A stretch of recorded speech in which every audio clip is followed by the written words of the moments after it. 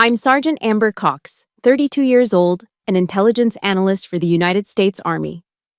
My job is to live in the shadows, to bring the truth to light.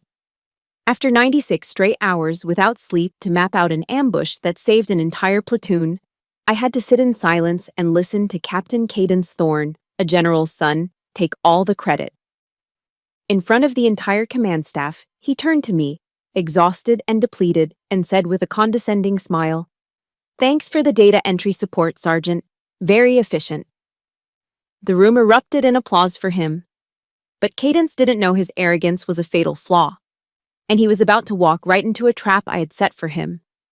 If you've ever given your all just to be pushed aside by someone else, give me a like, let me know where you're watching from, and hit subscribe.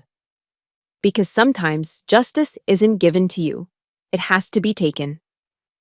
The applause finally died, replaced by the hollow scrape of chairs against the linoleum floor and the murmur of empty congratulations. The men filed out of the briefing room at Fort Meade, patting Captain Thorne on the back, their faces reflecting the easy glow of a victory they hadn't earned. I remained at my seat in the corner, a ghost in a room suddenly too large, too quiet.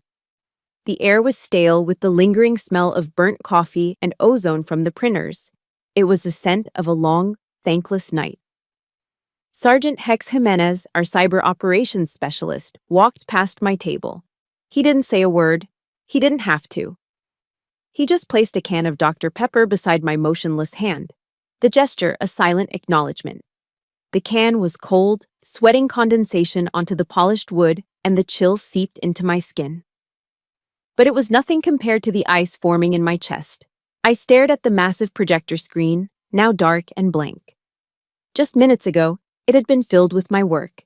Heat maps, signal intercepts, link analysis charts, a complex web of intelligence I had woven from sleeplessness and caffeine.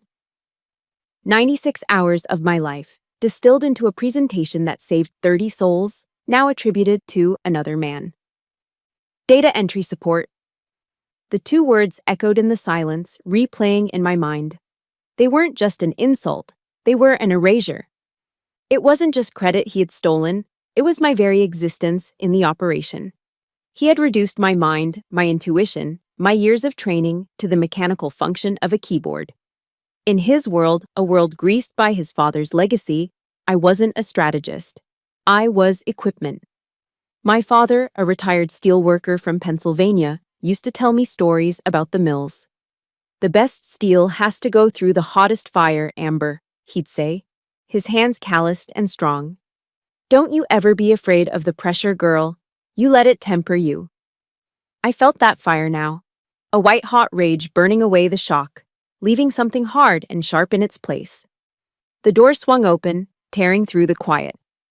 Cadence strode back in, his face flushed with unearned triumph. He carried himself with the frictionless ease of a man who had never encountered a real obstacle in his life. He didn't just walk, he occupied space, assuming it was his for the taking. "Cox," he said, his voice sharp with authority. He tossed a thick binder onto my desk. The sound of it slapping against the wood was like a gunshot in the silent room. "Operation Nightfall. I need full administrative access to Project Chimera. Now." Project Chimera. He said the name with such casual ownership as if he were asking for a notepad. Chimera was my baby. I had built it from scratch over 18 months, coding the analytical framework myself, creating a system that could see patterns in the noise that no one else could. It was more than a project. It was an extension of my own mind. And he was demanding the keys. Not asking. Demanding. His eyes, a pale, forgettable blue, flickered over me for a fraction of a second before dismissing me. There was no respect in that glance, not even professional courtesy. There was only the expectation of immediate compliance, the look of a master to a tool. The vulture had finished with the kill and was now coming back to pick the bones clean. I took a slow, deliberate breath, forcing the tremor from my hands, forcing my voice to remain steady. "Captain, granting full administrative access to Chimera's raw data without the proper analytical context is extremely dangerous. It could lead to fatal misinterpretations." I was trying to save him from himself. I was trying to protect the soldiers in the field from his lethal combination of arrogance and incompetence. I was still, even then, doing my job. A smirk curled his lip. It wasn't a smile, it was a display of power. He let out a short, condescending laugh that made my skin crawl. "Sergeant, I think I know how to read a report. Your job is to follow orders, not to think. Don't make me report this. Insubordination." The threat was wrapped in the silk of his privilege, a weapon he had wielded his entire career. He thought it was his trump card, the phrase that always made people like me fall in line. He was wrong. I looked straight into his eyes, and in that moment, the rage inside me cooled, solidifying into something new, something cold and clear. I saw him for what he truly was, a hollow uniform propped up by a powerful name, an empty vessel, loud with the echo of his own self-importance. His arrogance wasn't just a character flaw, it was a tactical weakness, a vulnerability. And he had just handed me the master key to exploit it. My silence stretched. It was no longer the silence of shock or submission. It was the silence of calculation, the silence of a predator that has just spotted its prey's fatal mistake, the silence of steel being quenched. When I finally spoke, my voice was unnervingly calm. Quiet. Level. "Yes, Captain. You'll have your access." A triumphant smile spread across his face. He thought he had won. He gave a sharp, satisfied nod and turned, walking out of the room without a backward glance. He had no idea that he hadn't just won a minor skirmish. He had just triggered a mine of his own making. The silent, undeclared war had officially begun. Sleep never came that night.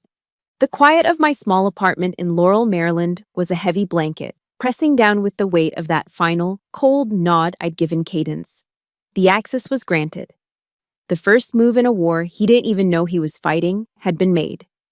To understand that move, to understand the steel that was hardening in my spine, you'd have to look at the map of scars that led me here. I got up from my bed and went to the kitchen, the linoleum cold beneath my feet. I went through a familiar ritual, a small act of control from my college days. I filled the kettle, measured out 2 scoops of loose-leaf Earl Grey, and let the scent of bergamot fill the air as the water boiled. It was my way of bracing myself. With a steaming mug in hand, I sat by the window, watching the distant glow of cars on the Baltimore-Washington Parkway. And in the darkness, the ghosts of my past came visiting. The first ghost wore the crisp uniform of the Intelligence Academy. I remembered graduation day, the pride swelling in my chest. I had finished at the top of my class. Top scores in cryptography, signals analysis, human intelligence theory, every single metric. During the final review, my instructor, a seasoned colonel with kind eyes, slid my evaluation across the desk. I scanned it eagerly, searching for the validation I'd worked so hard for. And I found it, twisted into a backhanded compliment. While my male counterparts were praised for their strategic thinking and innate leadership instincts, my report lauded me as exceptionally effective in a support role. The final damning sentence was burned into my memory. Lacks the requisite assertiveness for a command position. Support role. Assertiveness. They were code words, polite ways of saying good worker, but not a leader. They were the words that built the box they put me in.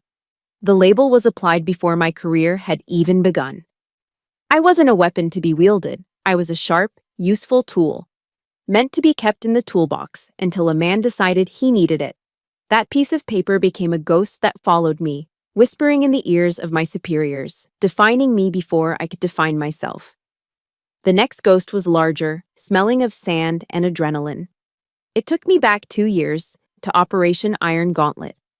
We were tracking a high-value target in a volatile region, and the consensus among the senior analysts was to approve a major offensive.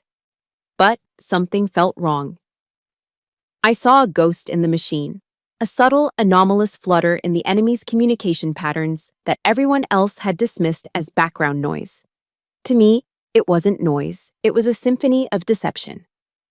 I spent 3 straight nights fueled by vending machine coffee and sheer obsession, cross-referencing satellite imagery and old intel until I had built an undeniable case. Our planned attack route wasn't a path to victory, It was the direct line into a perfectly orchestrated ambush. I brought my report, thick with evidence, to my commanding officer at the time, a major on the brink of retirement, more interested in his pension than in rocking the boat. He glanced at the cover page, scanned a single paragraph, and pushed it back towards me with a dismissive wave. "Too speculative, Sergeant," he sighed, as if my diligence was an inconvenience. The institutional inertia was too strong. The plan was already in motion. I was faced with a choice: follow protocol and watch a convoy of good soldiers roll into a kill box, or risk my career. I chose my career. I broke chain of command and sent my report through a back channel, a secure but unsanctioned network, to a friend in the forward operating base, a Marine captain who trusted my instincts. He read it, he saw what I saw, and he rerouted the convoy with less than an hour to spare. Dozens of lives were saved that day. The official result? The major received a commendation for his cautious oversight. I received an informal but very serious reprimand for procedural violations. I was punished for being right. I learned a bitter lesson.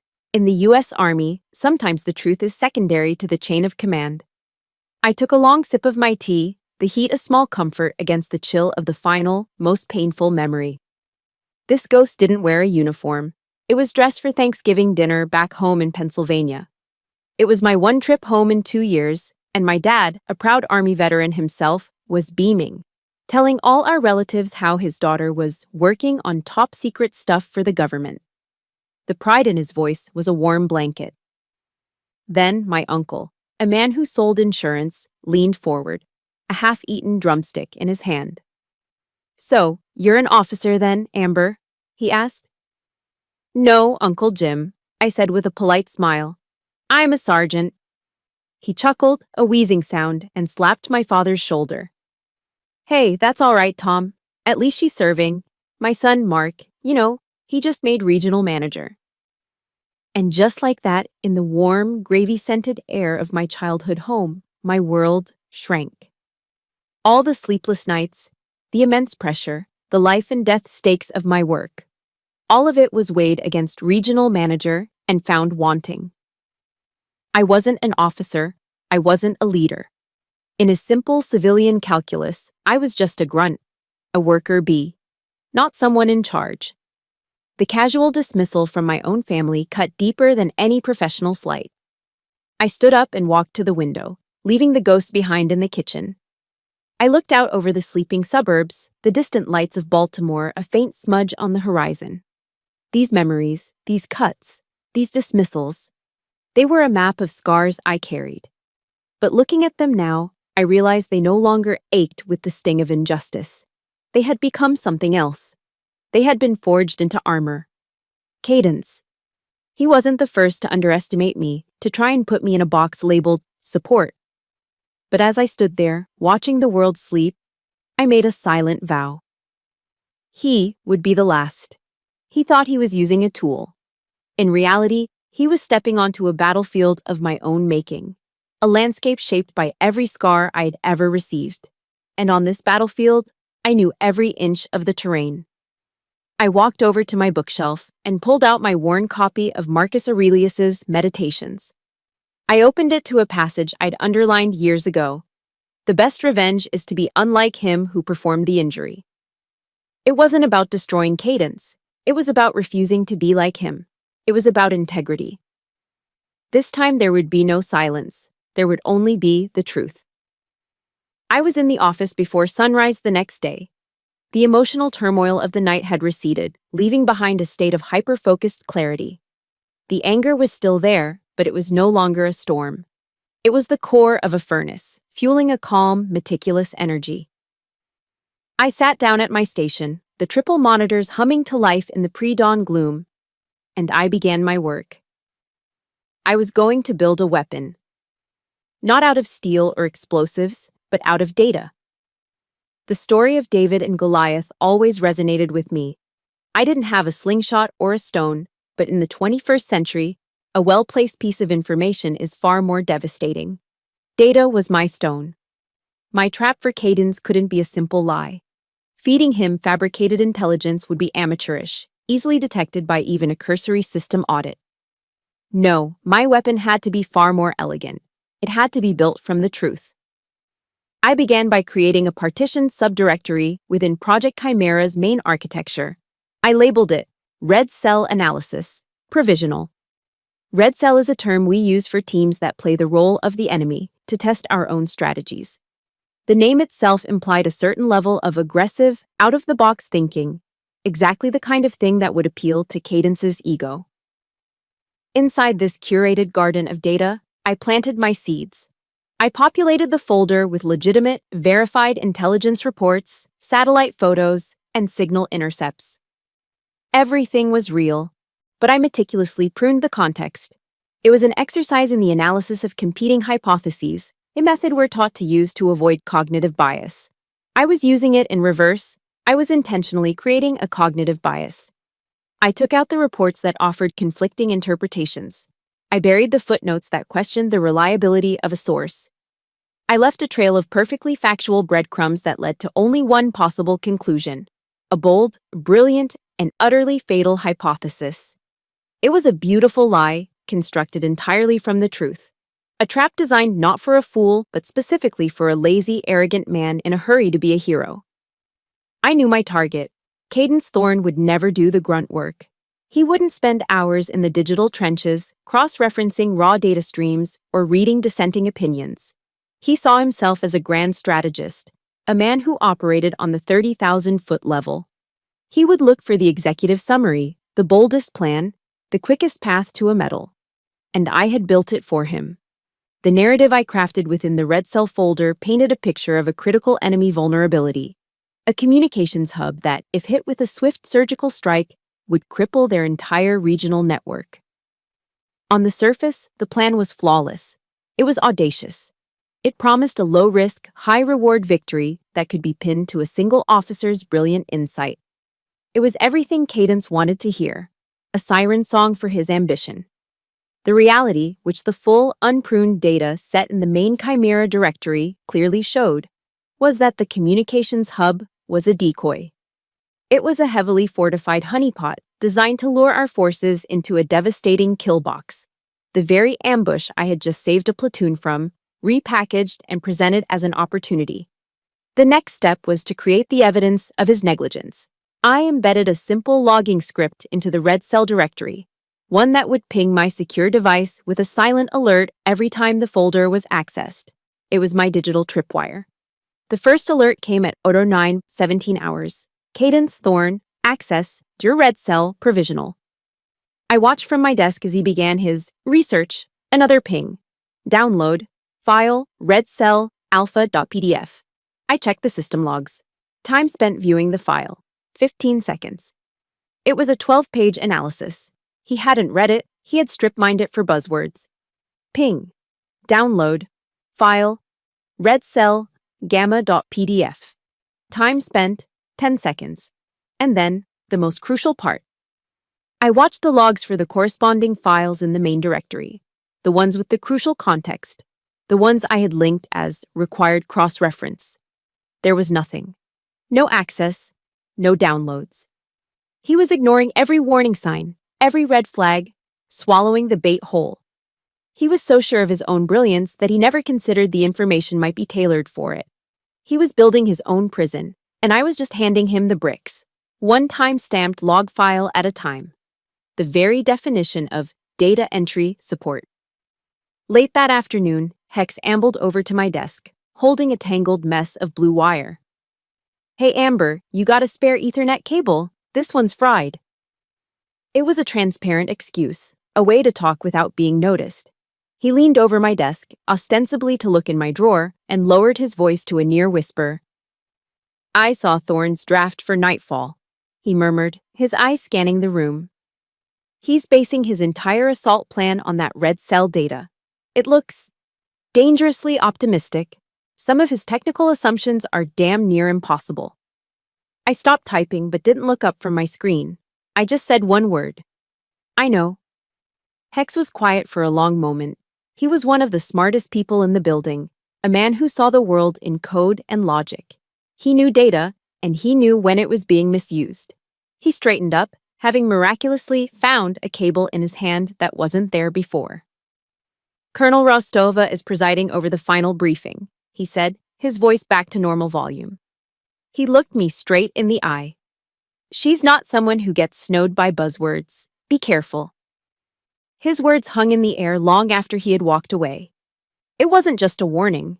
It was confirmation, an act of solidarity. I wasn't just some disgruntled sergeant acting on a vendetta.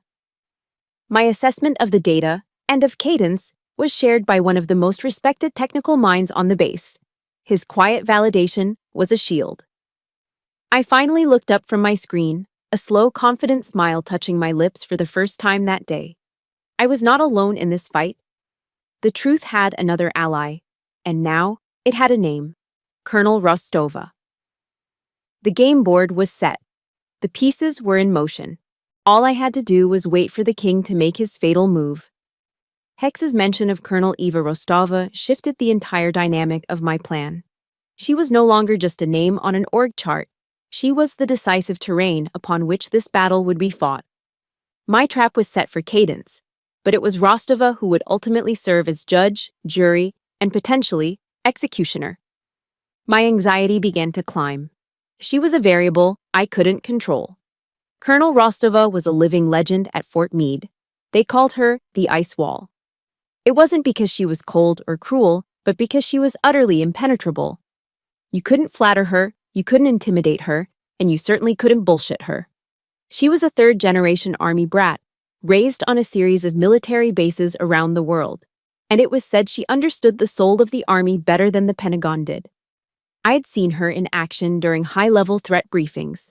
While other officers would nod along to slick PowerPoint presentations filled with military buzzwords, Rostova would sit perfectly still, her piercing blue-gray eyes scanning every data point, every chart. She never interrupted. But when the presenter was finished, she would raise a hand, and the questions that followed were like surgical strikes. They were never accusatory, always calm. But they would invariably find the one fatal flaw in the logic, the one assumption that couldn't be supported. She could dismantle a weak argument in under a minute, leaving the presenter exposed and utterly defeated. She was a terror to the incompetent and the arrogant, which made her a silent, distant hope for people like me. Her reputation was built on small, consistent details. She drank her coffee black, no sugar, from a battered metal mug that supposedly dated back to her father's service during the Cold War. The folklore around the office was that she could spot a lie just from the way a man shifted his weight from one foot to the other. In my mind, I saw her less as a modern officer and more like a historical figure I'd studied at the academy, Queen Elizabeth Thornes, a ruler who survived and thrived by using patience and intelligence, listening to all her counselors but trusting only her own final judgment. My plan depended entirely on that judgment being as sharp as the legend claimed. A few days after my conversation with Hex, I had a chance encounter that felt like anything but chance. I was in the break room on our floor, nursing a cup of tea, trying to calm the nervous energy buzzing under my skin. The door opened and Colonel Rostova walked in. An immediate hush fell over the room. The two junior lieutenants who had been laughing by the coffee machine suddenly found urgent business with their phones. She moved with an economy of motion that spoke of years of discipline. She walked straight to the industrial-grade coffee maker, poured a cup into that famous metal mug, and then turned. Her eyes met mine across the room. For a second, I felt like a bug under a microscope. Then she walked directly over to my table. My heart hammered against my ribs. "Sergeant Cox," she said. Her voice was low and even, with no discernible accent. It was the voice of command. "Ma'am," I managed, my own voice tight. "I read your analysis on the Korengal Valley incident," she continued, her gaze unwavering. "The original." She put a slight, deliberate emphasis on that last word. The original. Not the sanitized, official version that gave credit to the major who had ignored me, the one I had sent through the back channel. My breath caught in my throat. She knew. Somehow, she knew the whole story. "Thorough," she said. "Very thorough." That was it. She gave a single, sharp nod, turned, and walked out of the break room. The entire interaction lasted less than 30 seconds. She left me sitting there, my heart pounding, a whirlwind of thoughts in my mind. 3 words: the original. Very thorough. It was more than a compliment. It was a signal. It was recognition from the one person whose opinion mattered. It was a confirmation that someone in the vast grinding machinery of the military was capable of seeing through the political fog to the truth underneath. For the first time in a long time, I felt a fragile spark of hope. The next morning, the official email landed in my inbox. The subject line was stark. Preliminary briefing, Operation Nightfall. My stomach twisted. The meeting was scheduled for the following day to be presided over by Colonel Eva Rostova.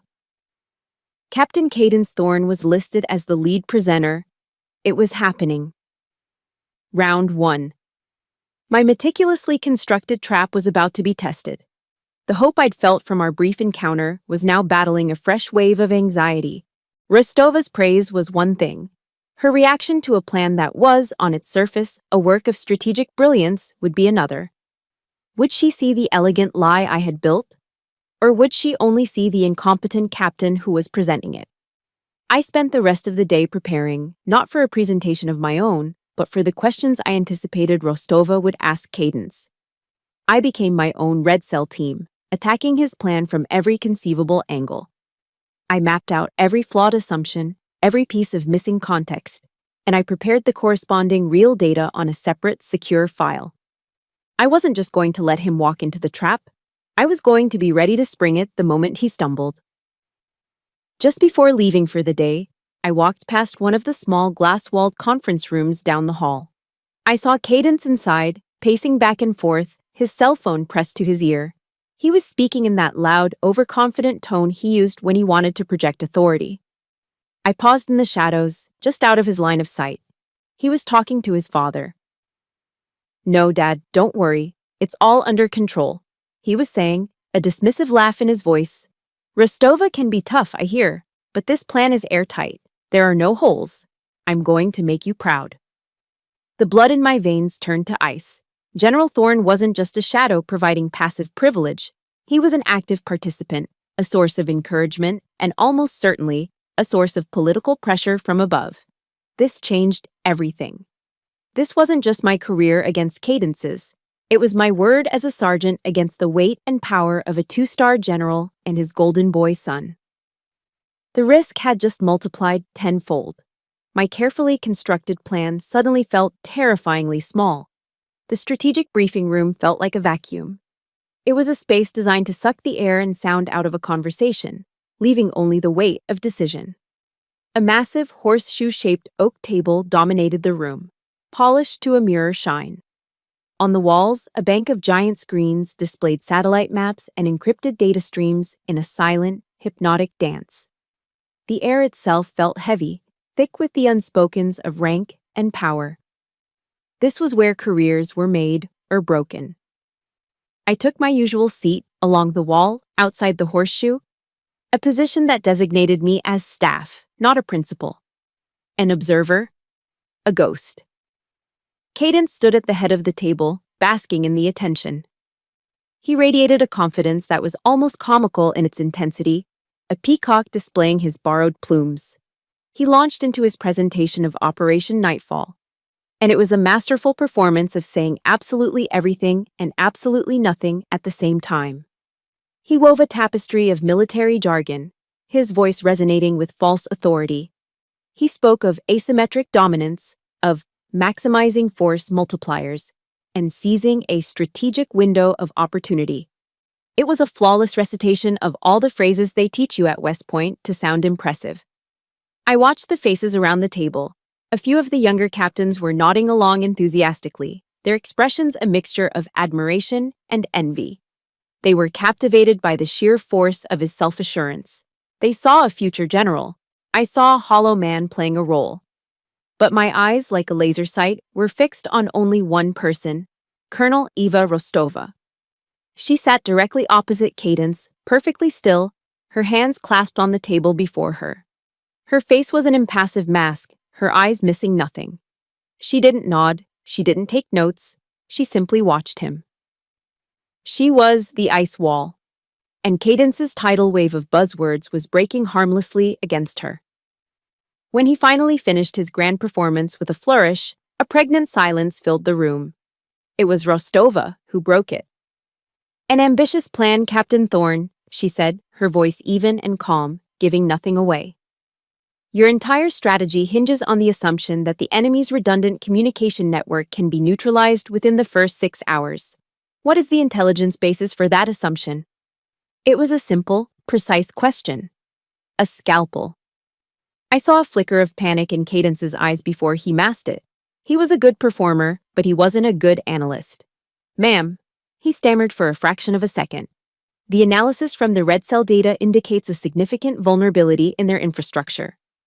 As he said it, his eyes darted towards me for a split second. A reflexive, cowardly gesture. He was already lining up his scapegoat in case his answer was wrong. This was it. This was my moment. The opening. I raised my hand slightly. "Colonel, if I may." "Colonel." Cadence's voice cut across mine, sharp and loud. He turned his body slightly, physically blocking me from the table's line of sight. Sergeant Cox merely provided the data support. The strategic analysis was mine. I can assure you, the conclusions are sound. He did it. He publicly silenced me. In a room full of officers, he reduced me to a piece of administrative furniture with no right to speak. The sheer, naked audacity of it sucked the air from my lungs. A tense silence descended on the room as every officer turned to look at the brazen captain and the silenced sergeant. I felt the hot flush of blood rush to my face, a familiar, sickening burn of humiliation and impotent rage. It was the academy evaluation. It was the Iron Gauntlet reprimand. It was Thanksgiving dinner. It was every single time I'd been told, in one way or another, to sit down and be quiet. My gaze shot to Rostova, a desperate, silent plea. "You saw me, you know. Do something." She looked at me. Her expression was unreadable, her ice-blue eyes holding mine for a long, agonizing moment. I saw no anger on my behalf. No support. Nothing. Then she slowly turned her head back to Cadence as if I had never spoken at all.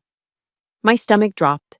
My great-aunt, a deeply religious woman, used to quote the Bible to me. Her favorite was from Psalms.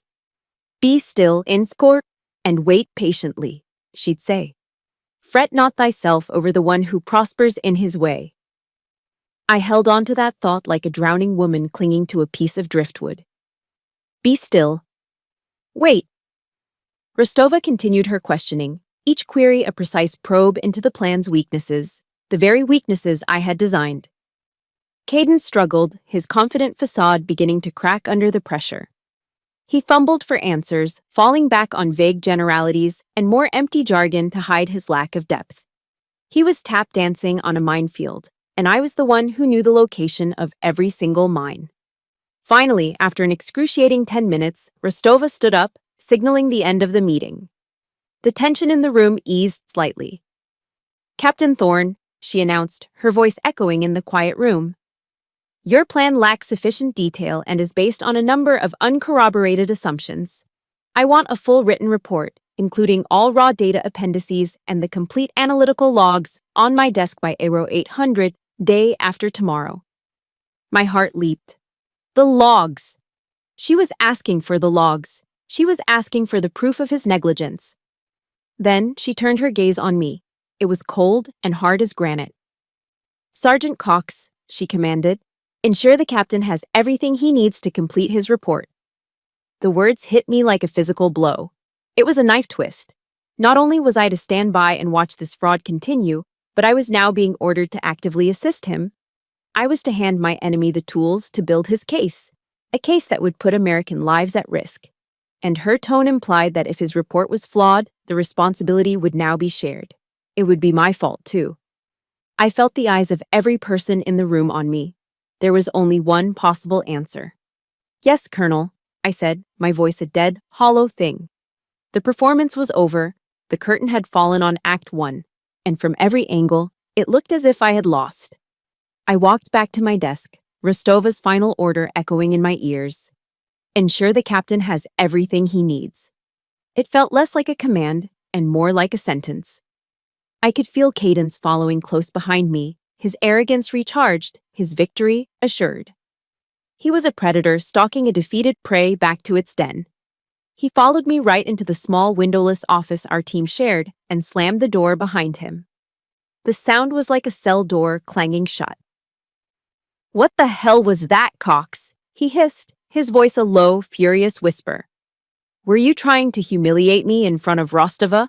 In front of the entire command staff?" I stood my ground, turning to face him. The space was tight, and the air was suddenly thick with his anger and the cloying scent of his expensive cologne. It was the kind of smell that tries to announce wealth and power, but only succeeds in being suffocating. "I was attempting to clarify a data point, Captain," I said, my voice dangerously level. He let out a sharp, derisive laugh. "Your data? Let me be perfectly clear. That is United States Army data, and right now, it serves my plan. Is that understood?" He took a step closer, invading my personal space, forcing me to tilt my head back slightly to meet his gaze. It was a classic alpha male power move, a cheap tactic. "Rostova wants her full report, so I want my full report. And when you write it, my name will be listed as the sole analyst. You were merely the compiler, the support." He moved to my desk and with a flick of his wrist, swept my half-finished can of Coke Zero aside.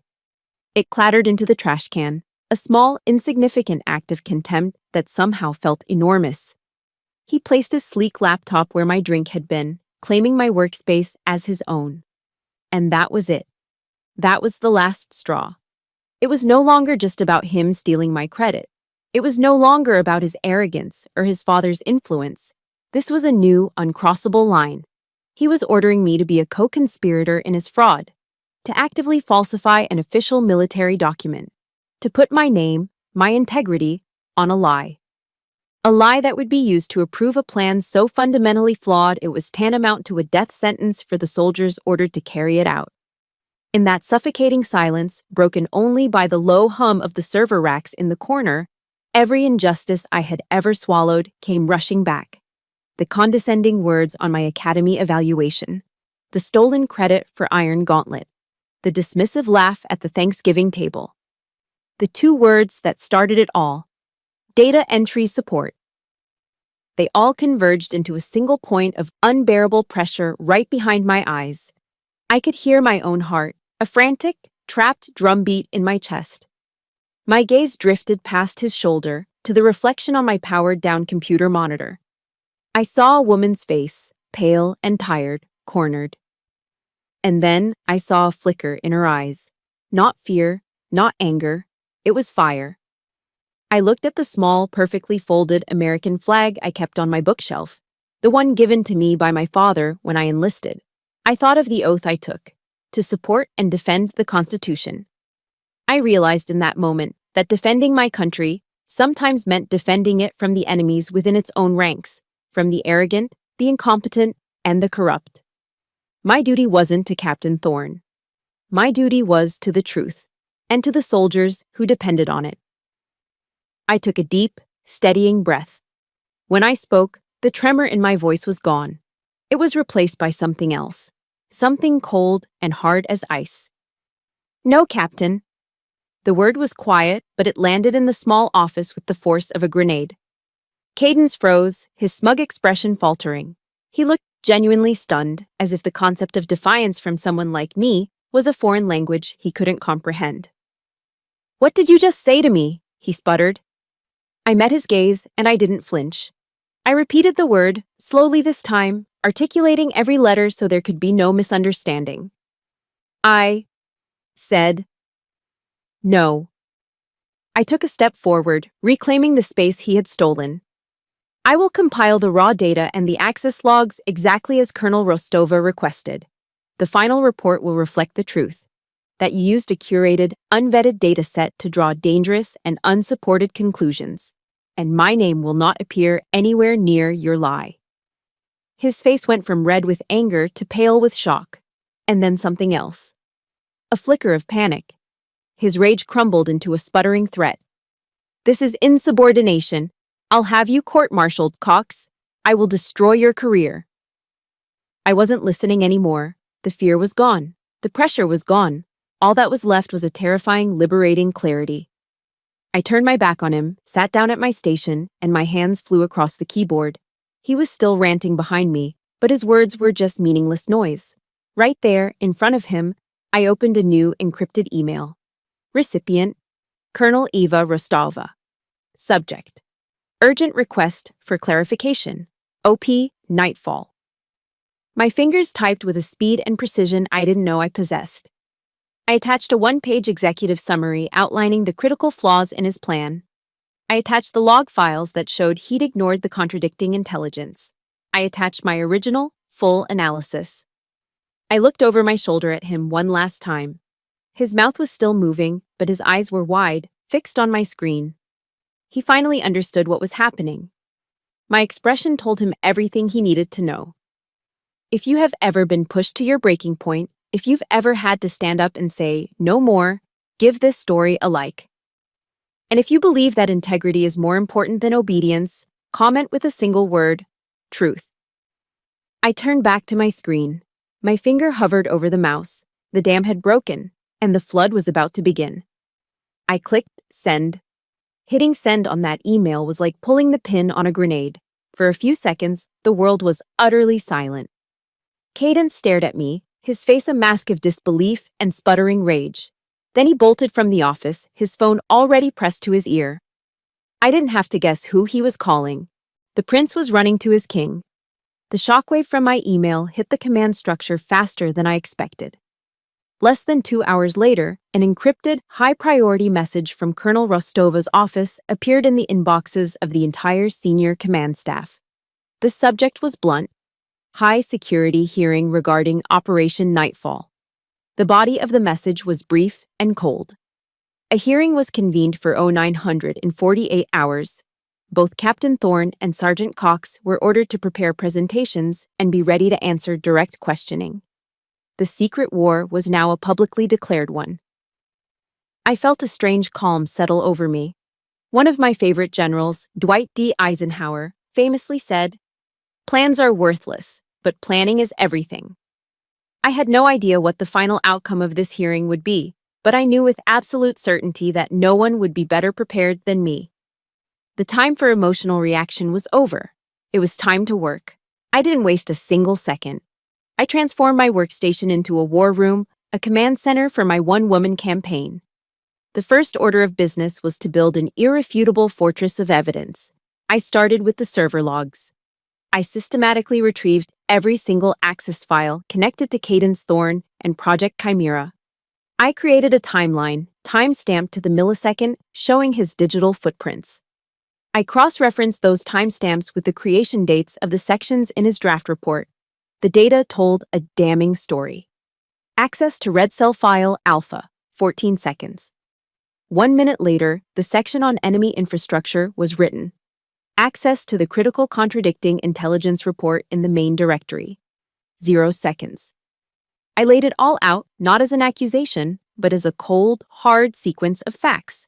Next, I built what homicide detectives call a murder board, but I did it digitally. On one side of my screen, I listed every key assertion in Cadence's flawed plan. On the other, I created a web of hyperlinks, connecting each false assumption to the specific hard evidence that disproved it. The original intelligence reports he'd ignored, the time-stamped logs showing his negligence, the satellite photos he hadn't bothered to open. It was a masterpiece of organized, undeniable truth. My final exhibit was a stark comparison chart. On the left, Cadence's plan, promising a swift victory. On the right, a realistic projection based on the complete data set, showing a 40% casualty rate for our own troops within the first 4 hours. Late that afternoon, Hex appeared at the entrance to my office, a real ally this time, no pretense needed. He was holding 2 steaming paper cups of black coffee. He walked in and set one on my desk. "Heard there's gonna be fireworks," he said quietly, his eyes glancing at the complex web of data on my main monitor. He nodded at it, impressed. I reran the simulations based on Thorne's operational assumptions. Our network integrity collapses in 2 hours, not 6. The whole thing falls apart before the ground team even gets close to the target. I sent the full technical report to your secure inbox. Use it if you need it. He didn't ask what I was doing. He didn't ask if I needed help. He simply provided the ammunition. His technical report, coming from the most respected cyber warfare specialist on the base, was more than just another piece of evidence. It was a powerful endorsement from an unimpeachable expert. I looked up from my screen and gave him a grateful nod. Thanks, Hex. Give him hell, Amber, he said. And then he was gone. The quiet support of a true professional was a balm to my soul. I wasn't a lone wolf anymore. I had the truth, and I had teammates who believed in it. The next call, however, was not so friendly. My desk phone chirped, a sound I rarely heard. The caller ID was blocked, but I knew who it was before I answered. A cold, female voice, dripping with administrative authority, spoke without preamble. Sergeant Cox, General Thorne's office. He will see you now. I walked the long carpeted hallways to the command suite, my footsteps silenced by the plush wool. General Marcus Thorne's office was exactly what you'd expect. Dark wood, leather chairs, walls covered in medals, and photos of him with powerful men. It was an embassy of influence. He was sitting behind a desk the size of a car, and he did not ask me to sit down. Sergeant, he began, his voice a low rumble of practiced authority. He didn't look angry. He looked disappointed, like a king addressing a troublesome peasant. I believe there has been a significant misunderstanding regarding Operation Nightfall. My son, Captain Thorne, is a capable and dedicated officer. He let the words hang in the air. I stood at parade rest, my eyes fixed on a point on the wall just over his shoulder. It would be a shame, he continued, for a promising NCO's career to be derailed by a simple personality conflict. I strongly advise you to reconsider your allegations. For the good of the unit and for the good of your own future. It wasn't a suggestion. It wasn't a piece of advice. It was a threat, delivered with the silken glove of absolute power. He was telling me to back down, or he would crush me. For a moment, the old fear, the old instinct to just be the support role and stay quiet, flickered inside me. Then I thought of the 40% casualty rate. I thought of the soldiers who would have to execute this flawed plan. I brought my eyes down from the wall and met his gaze directly. My voice, when I spoke, was steady and respectful, but it did not yield an inch. With all due respect, General, I said, the only thing I will be considering is the verifiable truth, and I will be presenting that truth at the hearing. I watched a storm gather in his eyes. He was not a man who was used to being told no. I held his gaze for a beat longer, then gave a sharp, professional nod. Will that be all, General? He just stared at me, momentarily speechless. I took it as a dismissal, executed a perfect about-face, and walked out of the office. My heart was hammering against my ribs, but for the first time in my life, I felt truly tall. My back had never been straighter. Just before I walked into the hearing room, I paused in the hallway and took one last, deep breath. The words of Eleanor Roosevelt echoed in my mind, a mantra I had been repeating all morning. No one can make you feel inferior without your consent. Today, I was withdrawing my consent, permanently. I pushed open the heavy wooden doors and stepped inside. The room was known colloquially as the tank. It was a secure, windowless chamber deep inside the Pentagon, paneled in dark, imposing mahogany. A massive U-shaped table commanded the space, its surface polished to a dark mirror. The air was cool, still, and thick with decades of gravitas. This was a room where wars were planned and secrets were buried. A circle of power was seated at the table. Colonels I recognized, civilian experts from the DIA and NSA with faces that were all sharp intellect and tired eyes. And at the head, presiding over it all, sat Colonel Eva Rostovi. Her face was calm, her gaze steady. The ice wall. Cadence was already seated on the opposite side, looking immaculate in his Class A dress uniform, the fabric perfectly pressed, the medals on his chest gleaming under the recessed lighting.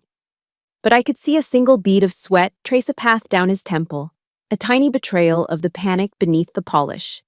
And in the observers' chairs behind the main table, a single figure sat alone, General Marcus Thorne. He didn't move or speak, but his presence was a physical weight in the room, a mountain of influence casting a long shadow. Every eye in the tank was on Cadence and me. There was no margin for error. The stage was set. Rostova began without preamble. "Captain Thorne, you may begin." Cadence stood, and the performance started. It was the same presentation he'd given before, but now it was laced with a desperate, almost pleading energy. He tried to reframe the entire conflict. This wasn't about data or strategy, he argued, but about morale and discipline. He painted a picture of me as a disgruntled, jealous subordinate, lashing out due to personal differences.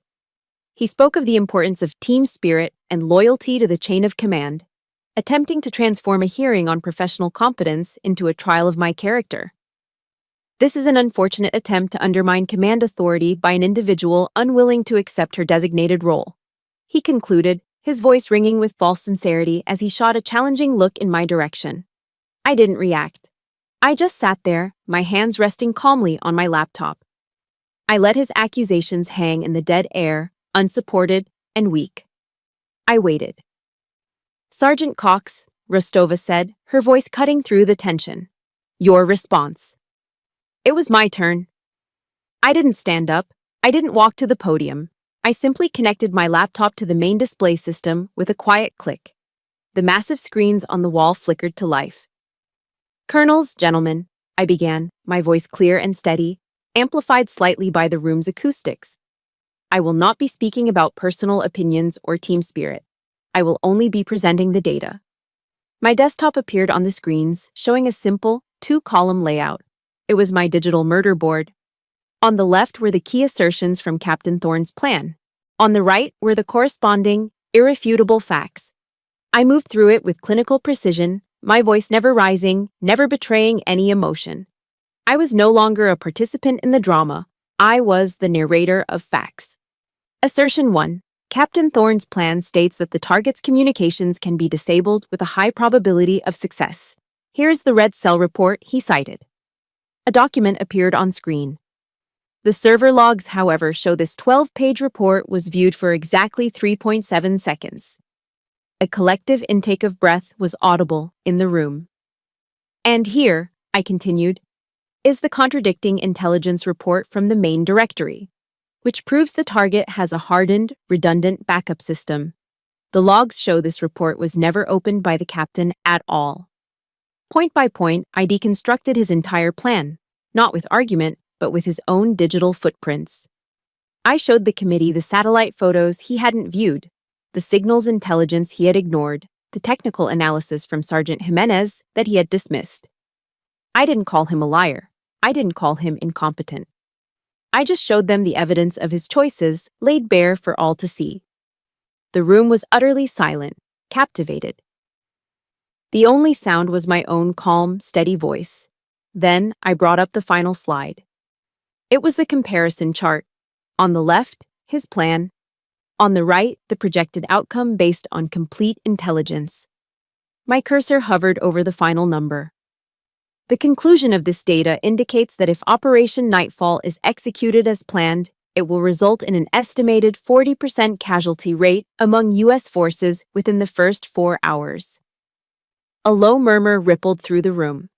This was no longer about a stolen idea. This was about the lives of soldiers. Rostova finally spoke, her voice like ice. Her gaze was locked on Cadence. "Captain Thorne, Sergeant Cox has presented a series of deeply disturbing discrepancies. Can you explain to this committee why you chose to ignore the contradicting report, File Index Bravo 7?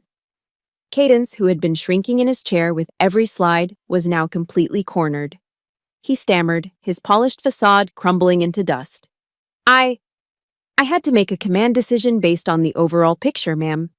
I deemed that report to be unreliable." Rostova leaned forward slightly, her eyes narrowing. "Unreliable? Is that your testimony, Captain?" "Yes, ma'am," he said, his voice barely a whisper. "That's fascinating," Rostova said, her voice dropping, becoming lethally quiet. "Because I wrote that report myself. 3 years ago, when I was commanding a forward operating base in that exact sector. She let the words land. They detonated in the silent room. So please, Captain, she continued, her voice dripping with contempt. Enlighten me. What in your vast combat experience led you to determine that my analysis was unreliable? Checkmate, it was the kill shot. The room was plunged into a silence so profound it felt like a physical pressure. Cadence visibly deflated, collapsing back into his chair as if his strings had been cut. He opened his mouth, but no words came out. He was broken. Every eye in that room, which had once looked at him with admiration, was now filled with a mixture of shock and utter disdain. In the back of the room, I saw General Thorne slowly, deliberately, close his eyes. The game was over. The silence that followed Cadence's implosion was the loudest sound I had ever heard. It was a vacuum, filled with the wreckage of a career, the weight of a father's shame, and the stark, unassailable presence of the truth. The hearing didn't end with a gavel or a formal dismissal, it simply dissolved. Two stone-faced military police officers materialized and quietly escorted a pale, hollowed-out Cadence Thorne from the room. He never looked at me. General Thorne rose slowly, a man who seemed to have aged a decade in the last 10 minutes. He gathered his dignity around him like a heavy cloak and walked out without a word. The other officers filed out after him, their faces a mixture of shock and quiet respect, avoiding my gaze as if I were now something other, something more dangerous than just a sergeant. Soon, only Colonel Rostova and I remained in the tank. There were no congratulations, no back-patting, just a formal, professional quiet. The adrenaline that had sustained me for the past 48 hours drained away all at once, leaving a profound, bone-weary exhaustion in its place. The tension I'd been carrying in my shoulders for weeks, for years, finally released its grip. I had won. But it didn't feel like a celebration. It felt like the end of a long, debilitating fever. There was no joy, only a vast, empty relief that the nightmare was over. I didn't go to the mess hall or go for a drink with Hex. I went back to my quiet office, the one where the war had officially been declared, and I put the kettle on. As I waited for the water to boil, I thought of a quote by Abraham Lincoln I'd once read. I am a firm believer in the people. If given the truth, they can be depended upon to meet any national crisis. The great point is to bring them the real facts. I had brought the facts, and the system, in the form of one incorruptible colonel, had worked. This victory wasn't sweet, but it was necessary. Rostova appeared at my door a few minutes later, her metal mug in hand. She watched me prepare my tea for a moment before speaking. Sergeant, she said, her voice cutting through my thoughts. We still have an imminent threat, and we are now without an operational plan for nightfall.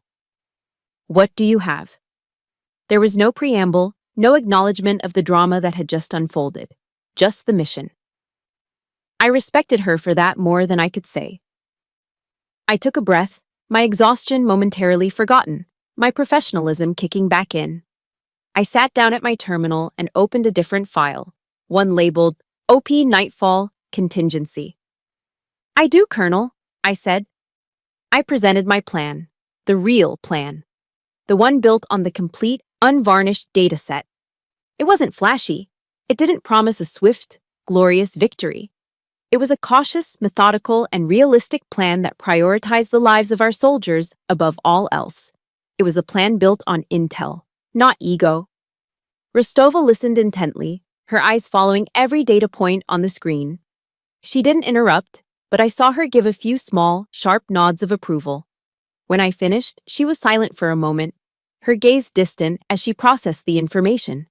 Then she looked at me, her decision made. Get it done, she said, her voice firm. You have full authority over the analytic team for this operation. Report directly to me.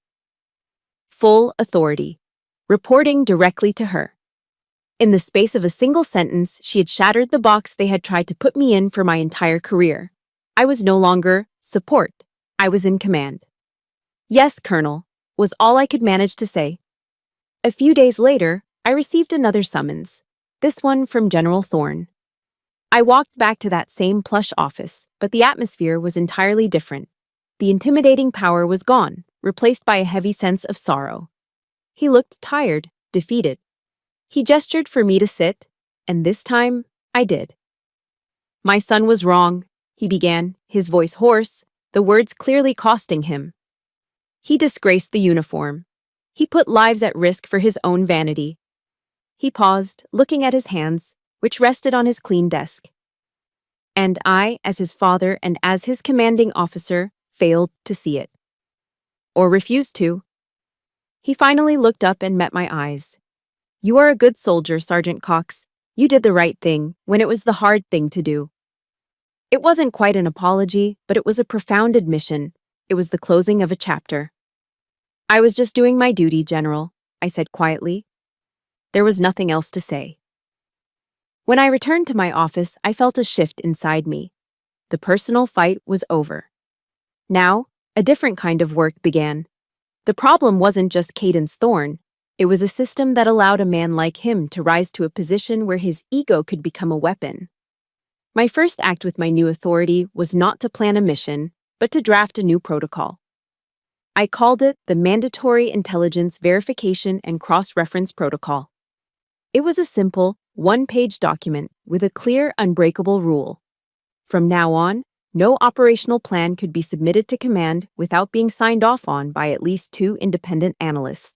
Furthermore, the full, raw data set from which the conclusions were drawn had to be included as a standard appendix. No more cherry-picking, no more curated realities. I sent the draft to Colonel Rostova. Less than an hour later, it came back with a single word in the body of the email. Approved. By the end of the day, it was official policy, disseminated to the entire Intelligence Directorate. As I looked at the new directive on my screen, I realized what this was all about. This wasn't my victory over Cadence. This was my legacy. I wasn't tearing something down. I was building something new. I was building a wall. Not a wall to keep people out, but a firewall to protect the truth. A structural boundary to ensure that no one else, no matter how ambitious or well-connected, could ever again gamble with the lives of soldiers for the sake of their own glory. The silence was over. The new work had just begun. 6 months later, the landscape at Fort Meade had fundamentally changed. The aftershocks of the hearing had reshaped careers and rewritten protocols. Cadence Thorne, after a quiet and efficient court-martial, was dishonorably discharged from the Army, his promising career reduced to a cautionary tale whispered in the hallways. Not long after, General Marcus Thorne submitted his papers for an early retirement, fading from the world of command with a quiet dignity that belied his family's public disgrace. In their place, something new had been built. My protocol, the one I had drafted in the quiet aftermath of my victory, had evolved. With Colonel Rostova's backing, it became the charter for a new independent unit, the Command Intelligence Verification Authority, or CVA. We weren't a command unit. We didn't make the final decisions. We were something far more important. We were the gatekeepers of the truth. No major operational plan went to the top without first passing through our rigorous, unbiased analysis. The nickname they once gave Rostova, the Ice Wall, was now affectionately, and sometimes fearfully, applied to my entire team. The Army, in its own way, recognized the shift. The promotion list came out, and my name was on it. I was now Sergeant First Class Cox, but the new stripes on my sleeve were far less important than the change that had taken place inside me. I had found my own definition of leadership, and it looked nothing like the top-down, fear-based authority I had fought against. My office door was always open. I led not by giving orders, but by asking questions, by listening, by empowering the brilliant young soldiers on my team, the sergeants, specialists, and even the fresh-faced privates straight from training, to challenge assumptions, including my own. If you have the data to back it up, I told them, then your voice matters in this room. It didn't matter if you were a private or a major. We were building the one thing I'd always craved, a true meritocracy.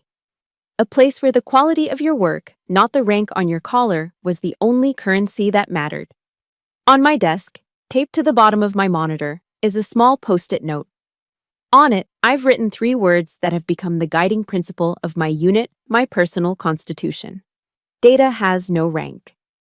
One afternoon, my desk phone rang with an unfamiliar extension.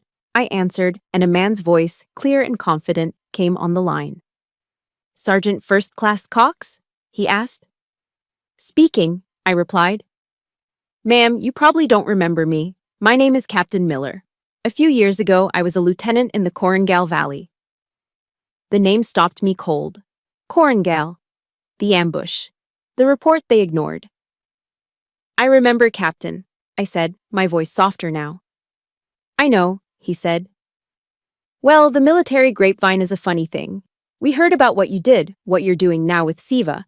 A bunch of us who were there that day, we were talking. I was just elected to call and say thank you. Not just for saving our hides back then, but for the fight you're fighting now. You're fighting a different kind of war for all of us, Sergeant, and we're grateful." I sat there for a long moment after he hung up, unable to speak. My eyes stung. That single, unexpected phone call meant more to me than any promotion, any medal, any official commendation ever could. It was the confirmation I never knew I needed. My fight hadn't just been for myself, it had been for them. For all the soldiers in the field who trust us, implicitly, to give them the truth. The story ends here, but my work doesn't. It ends with me this afternoon. Not in my office, but in one of the small training rooms down the hall. I'm with the newest batch of analysts, 6 of them, their faces bright with intelligence and a touch of nervous energy. They remind me of myself, all those years ago. We're gathered around a central table, not a podium in sight. On the main screen is a complex signals intelligence problem, and we're working through it together. A young specialist, a woman named Diaz, points to an anomaly on the screen. "Sergeant First Class," she says, her voice hesitant. "The official report says this is just atmospheric distortion, but it doesn't look like it. The pattern is too regular." I look at the data, and then I look at her. I don't give her the answer. I ask a question. "What does your data tell you, specialist?" I see her sit up a little straighter, her confidence growing. "My data tells me it's a low-frequency signal, ma'am. Deliberately masked." I smile. "Then that's the truth we follow." I look around the table at these sharp, dedicated young soldiers. These future gatekeepers. They are learning more than just how to analyze data. They are learning that their voice matters, that integrity is their sharpest weapon, and that their ultimate duty is to the facts, no matter how inconvenient they may be. "Remember this," I tell them, my voice quiet but carrying in the small room. "Our greatest weapon isn't a rifle or a drone, it's the truth. Data has no rank, it has no loyalty. And it doesn't tell you what you want to hear. It tells you what you need to hear. Our job is to listen, and to make sure its voice is heard, no matter how powerful the person who wants to silence it." I look at their faces, and I see the future.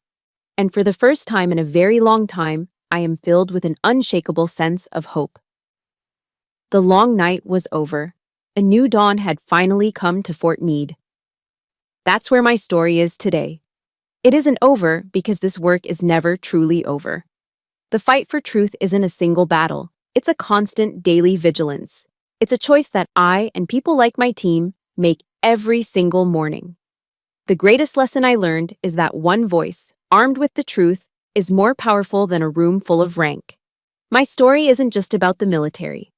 It's for anyone who has ever been silenced, overlooked, or told to just do their job and not to think. If this story resonated with you, I hope you'll subscribe to this channel. There are more stories like mine that need to be told. Stories of quiet courage that deserve to be heard. And please, share this with anyone who needs to be reminded that their voice matters. Because it does. Thank you for listening.